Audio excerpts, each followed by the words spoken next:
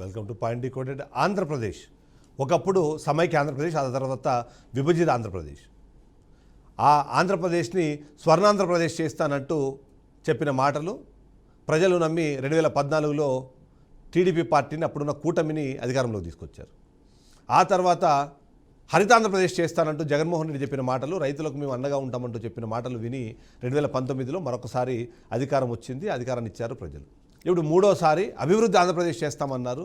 ఏదైతే పెండింగ్లో ఉన్న స్వర్ణాంధ్రప్రదేశ్ కళను మేము తీసుకెళ్తాం ముందుకి అని చెప్పిన నేపథ్యంలో 2024లో మరొకసారి కూటమి అధికారంలోకి వచ్చింది. కానీ వీటన్నిటికన్నా ఎక్కువగా ఇప్పుడు ఆంధ్రప్రదేశ్ రాష్ట్రం అన్నది పేకాట ఆంధ్రప్రదేశ్ గాను, మద్యం ఆంధ్రప్రదేశ్ గాను, అవినీతి ఆంధ్రప్రదేశ్ గాను మారిపోయింది అన్నది వైసీపీ ఇప్పుడు ఆరోపణలు చేస్తుంది. పేకాట అన్నది ఇక్కడ చాలా కామన్గా మారిపోయింది అన్నది వైసీపీ చేస్తున్న ఆరోపణలు. ఇందులో భాగంగానే ఆంధ్రప్రదేశ్ రాష్ట్రంలో చాలామంది ఏమనుకుంటారంటే, మీకు లక్కు కలిసి వస్తే, దేవుడు మీకు వరం ఇస్తే లక్ష్మీదేవి మీ ఇంటికి వస్తుంది.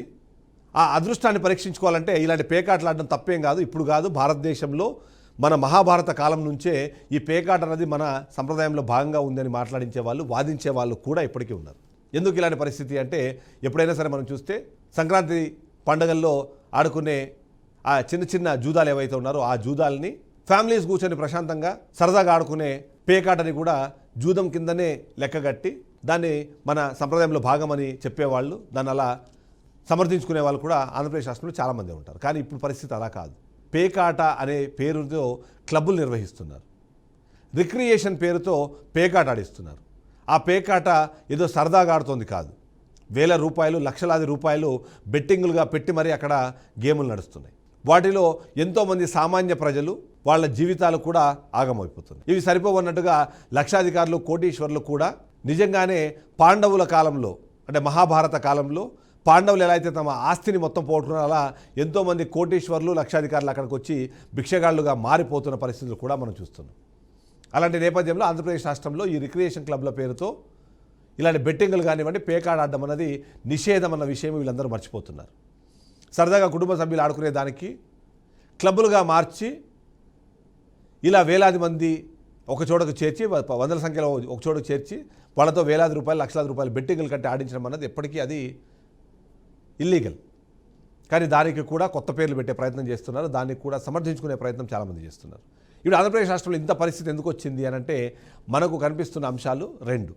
మొదటిది 2019 నుంచి 2024 మధ్యలో వైసీపీ హయాంలో కూడా ఈ పేకాట మీద ఆరోపణలు వచ్చాయి. అందులో ముఖ్యంగా ఏదైతే మనం మాట్లాడుకోవాలో కీలకమైన అంశం మొదటిది, వైసీపీ హయాంలో ఈ కార్డ్ గేమ్సే కాదు, క్యాసినోల్ని కూడా ఆంధ్రప్రదేశ్ రాష్ట్రాన్ని తీసుకొచ్చారు. గుడివాడ కేంద్రంగా కొడాలి నాని ఆధ్వర్యంలో ఇక్కడున్న చికోటి ప్రవీణ్ కుమార్ అక్కడికి వచ్చి ఆ కెసినోని నడిపారు.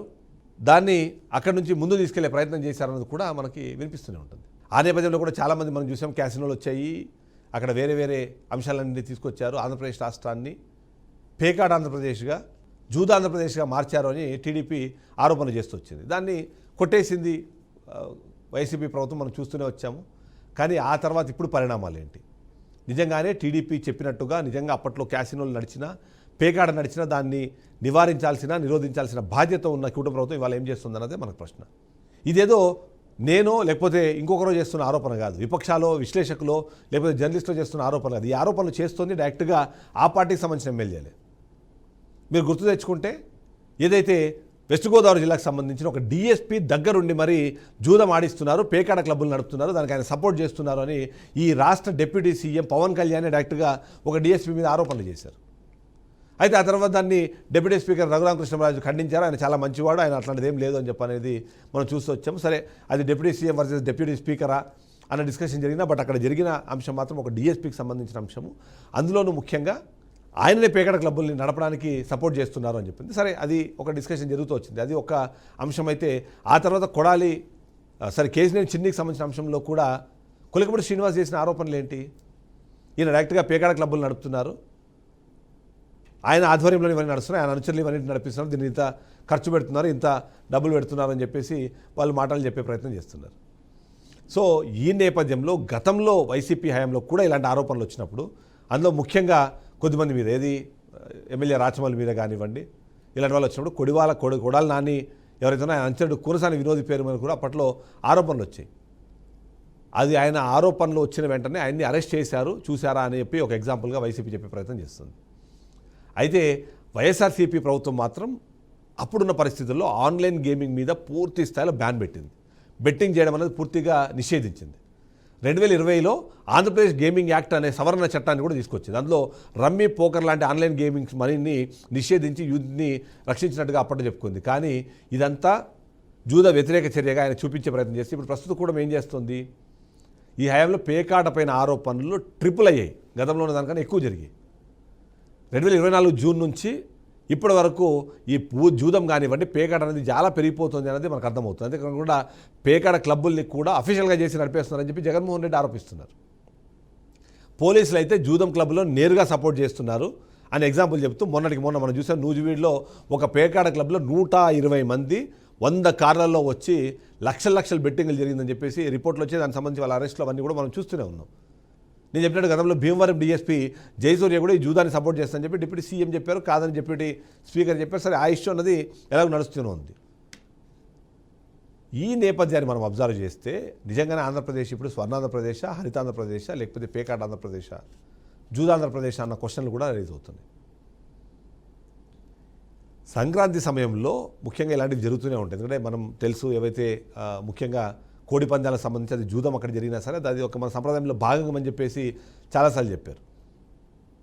కానీ ఇప్పుడు ఏం జరిగిపోతుంది, దీన్ని అఫీషియల్ చేసేస్తున్నారు, క్లబ్బులు పెట్టేస్తున్నారు, ఆ క్లబ్బులో నడిపించేస్తున్నారు.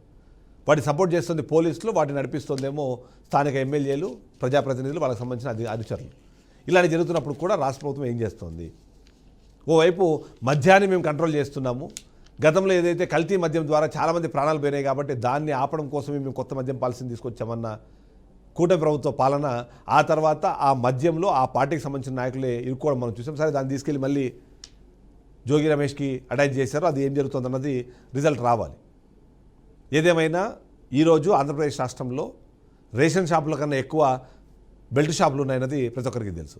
మెడికల్ షాపుల కన్నా ఎక్కువ ఈ షాపులు నడుస్తున్నాయన్నది కూడా అందరికీ తెలుసు. వాటిని కాదని ప్రభుత్వం అన్నా అది అవును అని చెప్పడానికి ఎన్నో సంఘటనలు మనకు తెలుస్తున్నాయి. కానీ ఇప్పుడు ఇది ఈ జూదం సంబంధించింది ఏంటంటే 120 మంది 100 కార్లు సీజ్ చేసిన నేపథ్యం మనం చూసినప్పుడు ఇలాంటి ఘటన జరిగిన తర్వాత కూడా ఇంకా ఆంధ్రప్రదేశ్ రాష్ట్రంలో పేకాటలు లేవు, పేకాట క్లబ్బులు లేవు ఎవరని చెబితే చూసి నవ్వుపోదురు గాక నాకేమి సిగ్గు అన్నట్టుగా ఇప్పటికీ చాలామంది అలాంటిదేం లేదు అనే విధంగా వాదించే ప్రయత్నం చేస్తున్నారు. నేను చెప్పినట్టుగా జూదం కాకుండా పేకాటని కుటుంబాల్లో ఆడడాన్ని ఎవ్వరూ వ్యతిరేకించరు, విమర్శించరు, వద్దని చెప్పరు. అది కుటుంబాలు చేసుకుంటాయి. కానీ ఇక్కడ బయట నుంచి వచ్చే కమర్షియల్ యాక్టివిటీగా, క్లబ్ యాక్టివిటీగా దాన్ని మార్చి ఇక్కడ సరిపోదు అన్నట్టుగా ఇక్కడ నుంచి హైదరాబాద్కి వచ్చి ఇక్కడ ఆడాలి కానివ్వండి. ఇక్కడ కూడా మొన్న మనం చూసాం 1-2 సందర్భాల్లో ఆంధ్రప్రదేశ్ రాష్ట్రం నుంచి వచ్చి హైదరాబాద్లో పేకాట ఆడితే వాళ్ళని పట్టుకున్న సందర్భాలు చూసాం. ఇక అఫీషియల్గా ఉన్న గోవానో లేకపోతే విదేశాలకు వెళ్ళిపోయి ఆడే వాళ్ళ సంఖ్య అది చాలా ఎక్కువనే ఉంటుంది. అది కూడా మనకు తెలిసిందే. లాస్ట్ కూడా దాని రిలేటెడ్ వైసీపీ అధికారంలో ఉన్నప్పుడు అలాంటి ఆరోపణలు, అలాంటి దానికి సంబంధించిన ఆధారాలు మనకు బయటకు వచ్చాయి. ఇప్పుడు వాటిని ఆంధ్రప్రదేశ్ రాష్ట్రంలో హ్యాపీగా నడుపుకోండి అనే విధంగా ఈ ప్రజాప్రతినిధులు, ఎమ్మెల్యేల అనుచరులు నడుపుతున్నారనేది ఇప్పుడు వస్తున్న ఆరోపణలు చేస్తుంది ఎవరో కాదు, జగన్మోహన్ రెడ్డి. కేవలం జగన్మోహన్ రెడ్డే కాదు, దానికి సంబంధించిన విజువల్స్ వస్తున్నాయి, దానికి సంబంధించిన వీడియోస్ బయటపడుతున్నాయి. ఇవి సరిపోవు అన్నట్టు వాళ్ళ పార్టీకి సంబంధించిన నేతలే వాటి గురించి డైరెక్ట్ మాట్లాడుతుంది, ఎన్డీఏ భాగస్వామి పక్షాలే వాటి గురించి మాట్లాడుతున్న పరిస్థితి ఉంది. సో అయితే ఇప్పుడు ఆంధ్రప్రదేశ్ రాష్ట్రంలో పరిస్థితి ఎలా ఉంది, దాన్ని ఆపాల్సిన బాధ్యత రాష్ట్ర ప్రభుత్వం. అందులో ముఖ్యంగా చంద్రబాబు నాయుడు, పవన్ కళ్యాణ్, లోకేష్ వీళ్ళందరూ కలిపి ఆంధ్రప్రదేశ్ రాష్ట్రాన్ని మరొకసారి ముందు తీసుకెళ్ళాలి అంటే అభివృద్ధి వైపు పరుగులు పెడుతోంది, ఉపాధి వైపు అడుగులు వేస్తోంది. ఆంధ్రప్రదేశ్ రాష్ట్రంలో గతంలో జరిగిన పరిణామాలన్నింటినీ మేము సరిచేసి ఇప్పుడు కొత్తగా ఆంధ్రప్రదేశ్ని పునర్నిర్మించే ప్రయత్నం చేస్తున్నామని చెప్తున్న వీళ్ళ మాటలు అక్కడ జరుగుతున్న పరిణామాలకి సంబంధం లేదు అని విశ్లేషించే స్థాయికి ఈ ఘటనలు అయితే పోతూ ఉంది. 1-2 కాదు, ఇది బయటకు వచ్చినవి 1-2 ఉదంతాలు అయితే బయటికి రాకుండా ఎన్నో ఉదంతాలు నడుస్తూనే ఉన్నాయి. ఆ అన్నిటినీ కట్టడి చేయాల్సిన బాధ్యత, వాటిని ఆపాల్సిన బాధ్యత ఖచ్చితంగా కుటుంబ ప్రభుత్వం, అందులో ముఖ్యంగా సీఎంకి, డిప్యూటీ సీఎంకి, లోకేష్కి ఉన్నాయి. కాబట్టి వాళ్ళు ఆ వైపుగా ఆలోచించకపోతే మాత్రం ఆంధ్రప్రదేశ్ రాష్ట్రంలో ఖచ్చితంగా ఈ జూదం అన్నదాన్ని అఫీషియల్ చేసేసారేమో అని అనుమానం వచ్చే స్థాయిలో అది ముందుకు వెళ్తుంది. ఎప్పటికైనా చూద్దాం చంద్రబాబు నాయుడు రెస్పాండ్ అవుతారేమో. ఈ పేకాట క్లబ్బులు, ఆ రిక్రియేషన్ క్లబ్ల పేరుతో జరిగే జూదం ఇవన్నీ ఆపుతారేమో. ఇది వాళ్ళ పాయింట్. నెక్స్ట్ పాయింట్ మళ్ళీ కలుద్దాం. State today BRK news Telugu.